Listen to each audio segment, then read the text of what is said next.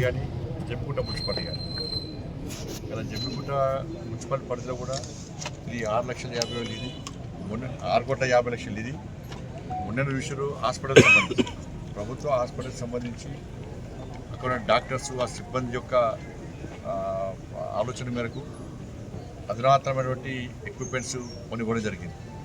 లక్ష్యం ఏంటంటే హాస్పిటల్ వచ్చిన పేషెంట్ ఎవరు కూడా బయటికి పోదు. నేను రాష్ట్ర ప్రభుత్వానికి కోరడం జరిగింది, ఎక్విప్మెంట్స్ కావాలంటే ఇచ్చిన.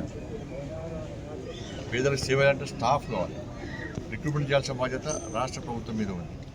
చేయాలని చెప్పి కూడా కోరడం జరిగింది. కరీంనగర్ సంబంధించి, మన హుజరాబాద్ సంబంధించి కానీ, జమ్మికుంట సంబంధించి, హుస్నాబాద్, భీమవరం సంబంధించి ఇక్కడ దాదాపు 1,50,00,000 విలువ చేసినటువంటి ఎక్విప్మెంట్స్ జమ్మికుంటలో, 1,50,00,000 పైగా ఎక్విప్మెంట్స్ విలువ చేసే ఎక్విప్మెంట్స్ హుజరాబాద్లో మనకు చేయడం జరిగింది.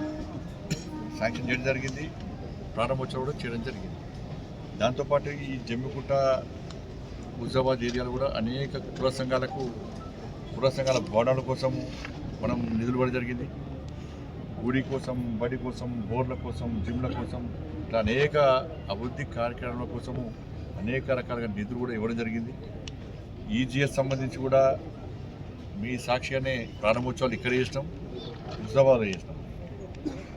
కాబట్టి ఇక్కడ జమ్మికుంట కానీ హుజరాబాద్ కానీ పేరుకే మున్సిపాలిటీ తప్ప అనేక సమస్యలతో ఇవాళ జమ్మికుంట గ్రామ పంచాయతీకి అటు ఎక్కువ కాకుండా ఇటు తక్కువగా ఉంటే మాత్రం ఉన్నది. కానీ జమ్మికుంట మున్సిపాలిటీ అయిన తర్వాత ఏమి అభివృద్ధి చెందిందో ఒకసారి జమ్మికుంట ప్రజలు ఆలోచించారు. ఇవాళ కరీంనగర్ స్మార్ట్ సిటీ పేరుతో కరీంనగర్ అందంగా తీర్చిదిద్దడం కేంద్ర ప్రభుత్వం నిధులతో. ఇవాళ జమ్మికుంటలో చాలా కాలేజీ, హౌసింగ్ బోర్డు కాలనీ కానీ, అంబేద్కర్ కాలనీ కానీ, కృష్ణ కాలనీ కానీ, ఇవన్నీ కృష్ణ కాలనీ కానీ, ఇవన్నీ కూడా వర్షాలు వస్తే మునిగిపోతే 2 సార్లు పరిశీలించినాము. కానీ దురదృష్టవశాత్తు పోయినసారి అభివృద్ధి చేద్దామని సహకరించే వాళ్ళు లేరు, ప్రతిపాదనలు ఇచ్చేవాళ్ళు కూడా లేరు. కాబట్టి జమ్మికుంట హుజరాబాద్ మున్సిపాలిటీస్ను మాకు అప్పచెప్పండి, బీజేపీకి అప్పచెప్పండి. కేంద్రం నుంచి నిధులు తీసుకొచ్చే బాధ్యత మాది. రాష్ట్ర ప్రభుత్వం నిధులు ఇవ్వని చెప్పి క్లియర్గా చెప్పింది. ఒక్క పైసలు అని చెప్పి రాష్ట్ర ముఖ్యమంత్రి క్లారిటీ ఇచ్చేది. కాబట్టి నిధులు ఇచ్చేది కేంద్ర ప్రభుత్వం, తెచ్చేది మేము. ఇలా ప్రజలందరూ ఆశీర్వాదంతో, మీ సహకారంతో కూడా నేను సెకండ్ టైం ఎంపీ గెలిచిన. మీరు కష్టపడి ఎంపీ గెలిపిస్తే నన్ను కేంద్ర మంత్రి మోడీ గారి నన్ను కేంద్ర మంత్రి చేసేది. ఈ కేంద్ర మంత్రి పదవి అనేది ఈ అభివృద్ధికి ఉపయోగపడతాను. కాబట్టి నిధులు తీసుకొచ్చేది ఇప్పుడు కేంద్ర ప్రభుత్వం యొక్క సహకారం తప్ప వేరే ఆశలు దేని లేవు.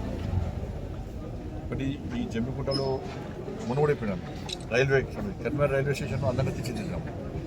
నెక్స్ట్ ఈ స్కీమ్లో జమ్మికుంటనే ప్రతిపాదన పెట్టామన్నమాట. Jammikunta railway station Amrit scheme ఉంటుంది, దానిలో కానీ లేకుంటే వేరే నిధులు ఇచ్చి జమ్మికుంట రైల్వే స్టేషన్ కూడా కరీంనగర్ రైల్వే స్టేషన్ ధర అభివృద్ధి చేయాలని చెప్పి ఆలోచన.